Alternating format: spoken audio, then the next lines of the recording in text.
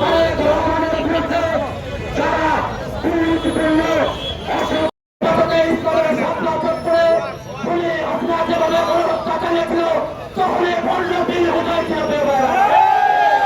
তখন এই বন্য বিল কোন জায়গায় ছিল আমরা জানতে চাই। কারাগারে মারা গেছে, হাত টাকাতে বাতাস করার মতো কোনো নেতা আমরা পাইনি।